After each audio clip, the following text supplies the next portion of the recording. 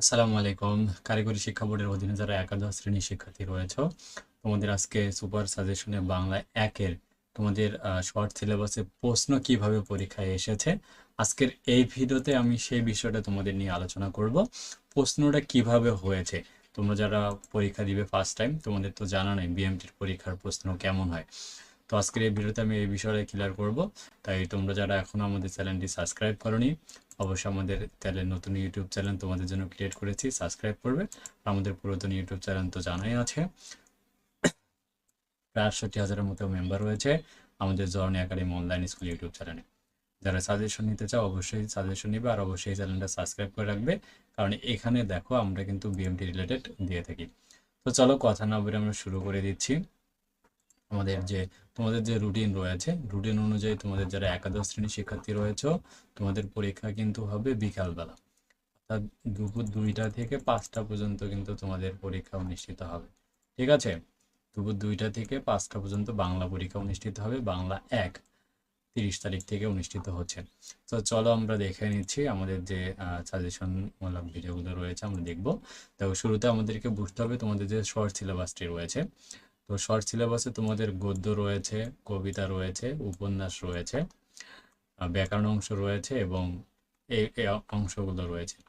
আর সবশেষ ভাব সম্প্রসারণ এবং আবেদনপত্র এবং পত্র আবেদনপত্র মিলে লিখিত তোমাদের পরীক্ষা হবে 60 মার্কের। একটু ভালো করে বোঝো, তোমাদের 60 মার্কের পরীক্ষা হবে। এর মধ্যে গদ্য অংশ থাকবে 5টি প্রশ্ন, উত্তর করতে হবে 3টা, মার্ক পাবে হচ্ছে 15।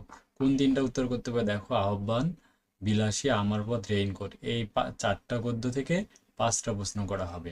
তো আমরা যদি তোমাদের নমুনা মডেল টেস্ট দেখি, দেখো আমরা নমুনা মডেল টেস্ট তোমাদেরকে দেখাচ্ছি। নমুনা প্রশ্ন এখানে দেখতে পাচ্ছ, দেখো যে এই যে গদ্য অংশ ক বিভাগ থাকবে, তোমাদের বলাই থাকবে এই যে ক বিভাগ থেকে 3টে প্রশ্ন, খ বিভাগ থেকে 3টা প্রশ্ন, গ বিভাগ থেকে 1টি, ঘ বিভাগ থেকে নির্দেশিত প্রশ্ন উত্তর দাও। সাধু চলিত ভাষা এক জায়গায় করা যাবে না।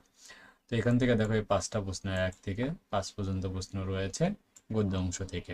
তো এখান থেকে তোমাদের যে কোনো 3টার উত্তর করতে হবে, পাবে 15 মার্ক।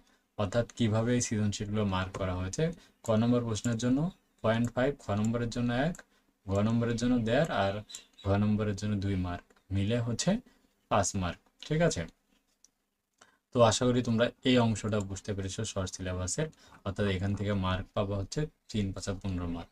খ বিভাগে যদি তোমরা চলে আসো, তাহলে 5টি প্রশ্ন থাকবে, উত্তর করতে হবে 3টা, আবার 15 মার্ক। একই কথায় কবিতা অংশ যে তোমাদের রয়েছে, সোনার তাহারে মনে পড়ে পদ্মা, আর হচ্ছে আমি কিংবদন্তির কথা বলছি, এই 4টা থেকে তোমাদেরকে আরও প্রশ্ন করা হবে 5টা। সো এখানে 6 নম্বর থেকে 10 নম্বর প্রশ্ন পর্যন্ত থাকবে, এই যে নাম্বারিং করে দিয়েছি 10 নম্বর। তাহলে এখান থেকে যে কোনো 3টা। এরপর রয়েছে গ বিভাগ, উপন্যাস অংশ। তোমাদের উপন্যাস থেকে কয়টি প্রশ্ন উত্তর করতে হবে দেখো, এখানে বলেছে উপন্যাস থেকে 2টা প্রশ্ন থাকবে, একটার উত্তর করতে হবে 5 মার্ক। সো এখানে আমরা যে নমুনা মডেল টেস্টটা দেখাচ্ছি, এই যে দেখো নমুনা মডেল টেস্টে এখানে 10 মার্ক কিন্তু তোমাদের। হ্যাঁ, তো এখানে 2টার মধ্যে থেকে একটা উত্তর করতে হবে, তাহলে হয়ে গেল। তো দেন এরপরে চলে আসো, তারপরে যে ব্যাকরণ অংশ রয়েছে, 60টি প্রশ্ন থাকবে। এই যে ব্যাকরণে 60টি প্রশ্ন থাকবে, 5টার উত্তর করতে হবে, মার্ক পাবা 15। তো এখানে আমি সম্ভাব্য কিছু প্রশ্ন দিয়েছি এভাবে। 13 নম্বর প্রশ্নে এভাবে তোমাদের ক থেকে তোমাদের নাম্বারিং দিয়ে এইভাবে করা থাকবে। সো এইভাবে নাম্বারিং করা থাকবে, উত্তরগুলো করলেই কিন্তু হয়ে যাবে। তো এই ব্যাকরণ অংশের মধ্যে কি কি থাকবে, ঠিক আছে, তা কিন্তু উল্লেখ করে এখানে দেওয়া হয়েছে। ব্যাকরণ অংশের মধ্যে থাকবে তোমাদের বাংলা শব্দ গঠন, বাক্য তথ্য, এই এরপর পারিভাষিক শব্দ, এই 3টা অংশ থাকবে মিলে। বাক্য তথ্যের মধ্যে থাকবে বাক্যের শ্রেণীবিভাগ, গুণ এবং রূপান্তর। সো এগুলো নিয়ে কিন্তু প্রশ্নটা সেট করা হবে। তো আশা করি তুমি বুঝতে পেরেছো যে অংশটা আমরা এখানে উল্লেখ করে দিলাম। তারপরে লাস্ট যে পার্টটি রয়েছে, পত্র নির্মিত অংশ যেটা রয়েছে, আবেদনপত্র, সেটার মধ্যে ব্যক্তিগত পত্র, সংবাদপত্র, আবেদন অভিযোগপত্র এবং চাকরির জন্য পত্র, এই সবগুলো কিন্তু এখানে রয়েছে। যে দেখো, পত্র তোমাদের যে কোনো 2টা থাকবে, একটা উত্তর করতে হবে, যেটা এই শর্ট সিলেবাসে উল্লেখ করা আছে। 2টা থাকবে, একটা উত্তর করতে হবে। আর ভাব সম্প্রসারণও তোমাদের 2টা থাকবে, একটা উত্তর করতে হবে, মার্ক পাওয়া 5। এখানে যে নমুনা প্রশ্ন আমরা উল্লেখ করে দিচ্ছি, দেখো 2টা থাকবে, একটার উত্তর করতে হবে, মার্ক পাওয়া হচ্ছে 5। এই মিলে হচ্ছে কত, 10 মার্ক।